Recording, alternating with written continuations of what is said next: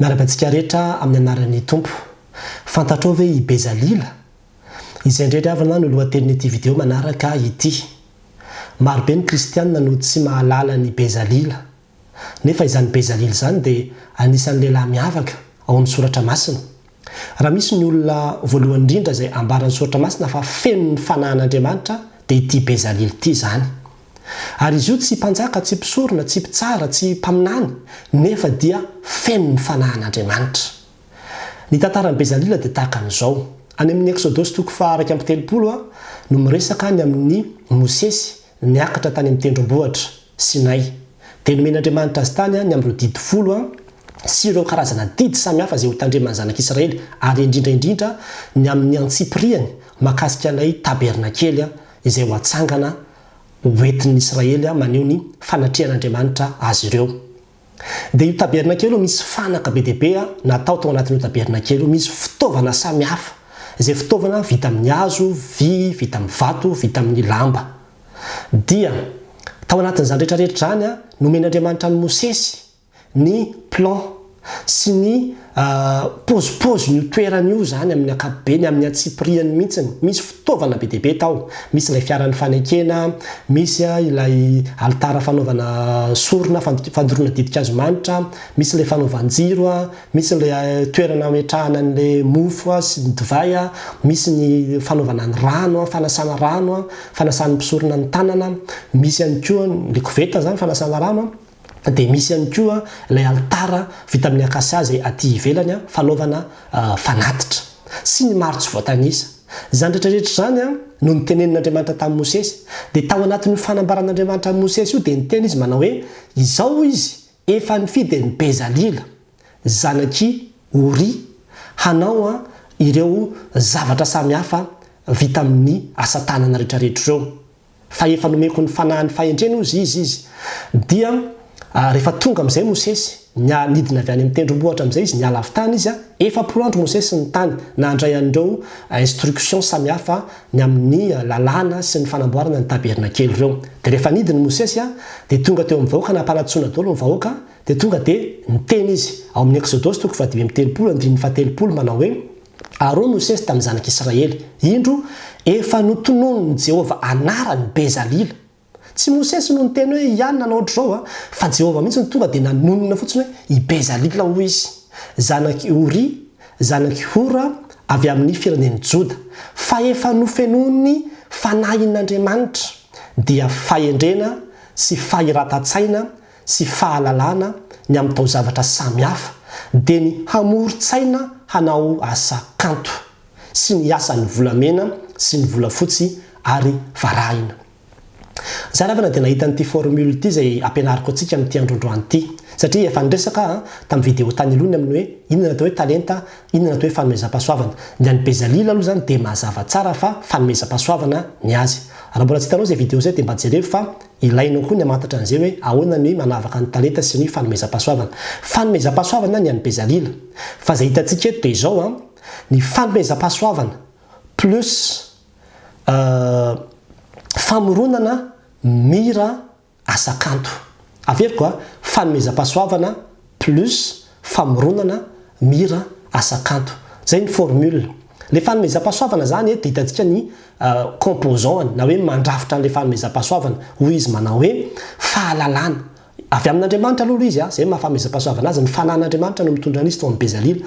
Dia hoe nomeko fahalalana, fahendrena hozy izy ao anatiny. Le fahendrena io rehefa jerevanao amin'ny teny anglisy dia hoe skills, zany hoe traikefa.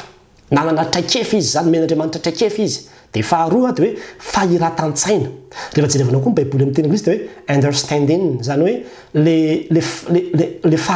aingana zany micomprendre, le fahazahoany zavatra.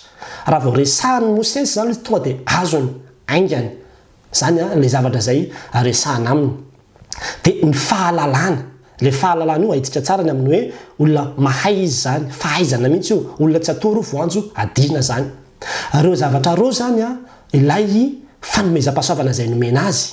Dia ireo fanomezam-pahasoavana ireo avy amin'ny fanahy masina, fa ny ampy ozy izy ambarany eo amin'ny andininy fa 2:30 dia ny hamoron-tsaina hanao asa kanto. Zany hoe misy imagination, créativité zany a nampiasany an'ireo le fanomezam-pahasoavandreo dia nahavita hanao asa-kanto izy. Averiko tsara zany a, ianao zany mety manana fanomezam-pahasoavana zay men'Andriamanitra anao, fa mila anao a le hoe hamoron-tsaina, zany hoe mamorona, famoronana zay mainka avy ao anatin'ny sainao, mandinika ianao, dia mieritreritra ianao a, mi-imaginer ianao zany, manao le création mihitsy. Dia izay le fanomezam-pahasoavana zay raha miaraka amin'izay famoronana zay mahavita zavatra tsara ianao, asa-kanto. Ary Andriamanitra io dia tena artiste, tena tia zavatra kanto, ary tena mitady olona mahay mihitsy rehefa manao zavatra. Zany hitantsika eto. Dia tena mahafinaritra zany. Atrako andro ny tena antsika ampiasao ny famoronana ny amin'izay talenta sy fanomezam-pahasoavana men'Andriamanitra antsika hanaovantsika zavatra kanto. Zavatra faharoa hitantsika eto koa ny amin'ny tantaran'ny Bezalila dia izao a, tsy voatery miaraka amin'ny fahaiza-manao ny fahaiza mampianatra. Satria eo amin'ny andininy efatra amby telopolo dia ambaranao manao hoe ary ny fahaizana hampianatra koa dia efa nataon'Andriamanitra tao ambony. Le fahaizana mampianatra zany a tsy tonga dia miaraka amin'ilay fahaiza-manao. Tsy hoe satria mahay dia tsy maintsy mahay mampianatra. Tadio tsara zay a, tsy mitovy ny fahaiza-manao na hoe ny fahaizana, le fanomezam-pahasoavana sy ny hoe fahaiza mampianatra. Mety misy olona mahay fa tsy mahay mampianatra, fa samy hafa izy. Fa ny an'ny Bezalila dia sady nomen'Andriamanitra le fanomezam-pahasoavana izy a, no nomen'Andriamanitra ihany koa le fahaizana mampita na fahaizana mampianatra. Ary io tena zavatra important be. Ny amin'ny hoe itsika zany a, raha hoe hitady mpampianatra dia mila jerevana tsara zany ny amin'ny hoe tsy izay olona mahay fotsiny, fa izay olona mahay mampita ihany koa no jerevana. Dia ohatr'izany koa tsika hoe hitady mpitarika, ohatra fotsiny zany zao ny amin'ny hoe plasy ohatra zao hoe ministra zany zao no tonga atao tsaiko ato. Raha hitady ministra ianao zany a, tsy hoe izay ministra manam-pahaizana fotsiny na havita an'izao na hay an'izao na nanana an'izao na nanana an'izao, fa izay olona, satria leadership ny ministra dia izay olona mahay mitarika ihany koa. Satria ny fahaiza-manao tsy voatery ho fahaiza mitarika, tsy mitovy zany a, dia tsy voatery ho fahaiza mampita ihany koa, fa samy hafa daholo zany rehetrarehetra zany. Dia tena ilaina trandrahan'ireo maro be no artiste. I Bezalila zany dia hitantsika fa tena hoe mpanao tao-trano, architecte izy, fa sady architecte izy a no mpampianatra ihany koa. Mpampianatra ihany koa izy zany satria nomen'Andriamanitra ihany koa izy ilay fahaizana mampita. Ary zay dia mila ilay anarantsika zay fa be dia be ny olona manam-pahaizana fa tsy mahay mampita. Ary ny olona reny zany dia tsy tokony hampianatra, satria le fahaizana zany tokony hampiasainy tsotra fotsiny amin'ilay asa. Fa raha miditra any amin'ny fampianarana izy a, hafa indray ny fahaiza mampita, hafa indray ny fahaiza mampita. Dia ohatran'izay koa le niteneniko teo hoe raha ministra izy zany, ohatra ministra zao ndray, satria ministra moa tonga dia haitsika ny amin'ny hoe mety ho manam-pahaizana izy, fa raha tsy mahay mitarika izy dia tsisy dikany ihany zany. Fa mety hoe manam-pahaizana ao anatiny daholo, fa rehefa tsy mahatarika an'ilay olona izy, nefa le plasy tena hoe plasy na fahaiza mitarika, resaka leadership. Dia izany zavatra zany mila jerevana, mila trandrahana. Tsotra kely ny fomba fahafantarana an'io. Ohatra hoe mpampianatra dia izao ny amin'ny hoe alainao ny fahaiza-manao dia CV na hitanao azy, fa ny fahaiza mampianatra dia pratika. Ampanaovy test izy hoe ity ara mba hampianaro ity, dia hitanao hoe mahay mampianatra izy sa tsy mahay mampianatra. Dia ohatran'izay koa loatra hoe le ministra zany zao ohatra niraisiko teo mora azo antsika azy ny hoe alainao CV na hitanao le fahaiza-manaony a, fa sy vao miprésenter projet anankiray fotsiny izy, dia hitanao hoe mahatarika olona ve izy amin'ny zavatra izay teneniny sa tsy mahatarika olona. Fa tsy hoe dia CV fotsiny tsarana olona, fa tena mila izay le hoe entretien, mila tena hoe jerevanao antaninao enonao fantarinao ny amin'ny hoe ananany ve le zavatra samy hafa, fa tsy voatery miaraka amin'ny fahaiza-manao ny fahaizana mampita. Zay aloha zany dia tsara fantatsika. Toy izany hoe kahona pasteur zany raha hoe tsy mahay mampianatra zany dia angatao amin'ny tompo, angatao amin'ny tompo fahendrena hoe ameo tompo, omeo azy ilay fahaizana mampita zay fa mampianatra azy ao no asako. Fa tsy maintsy angatahana io, fa tsy hoe automatika tonga dia ho azonao fotsiny.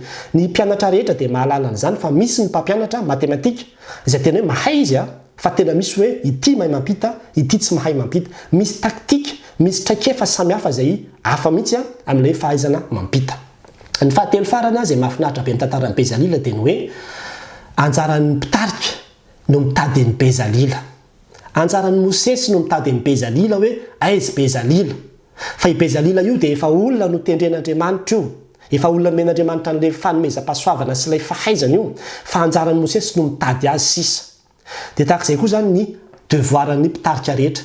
Jerevo amin'ny olona izay entinao fa misy bezalila ao, misy olona manam-pahaizanao a manatraikefa amin'ny avatra samihafa apetrao amin'ny toerany ny olona tsiraray avy raha tia hita fahombiazantsika. Ary zay ny tena tadio fa ny akabetsahany mpitarika manko dia ohatrany hoe manao trano akamakamo. Tsy le tena bezalila ny tadiavina fa zay olona fatapatatra fotsiny ery ananiny ery dia reny no ampidirina sy apetraka amin'ny toerana samihafa. Ny baiboly ry havana dia tena mampianatra leadership. Tena miteny antsika fa zao zavatra ampianaritsika tena leadership zao fa tena raha hoe tena ahita zavatra fahombiazana ianao ahita izany hoe zavatra kanto dia mila mitrandraka ny bezalila io ny mpitarika rehetra. Anoany io fa ianao no mijery hoe mila olona ohatra an'izao tsika, aizana hitantsika an'izay, aizana hafantarantsika an'izay dia tadiavina. Anjarinao no mitady any bezalila.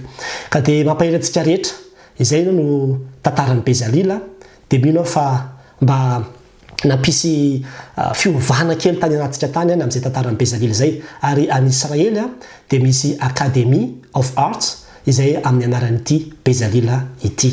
An'Andriamanitra ny voninahitra. Amen.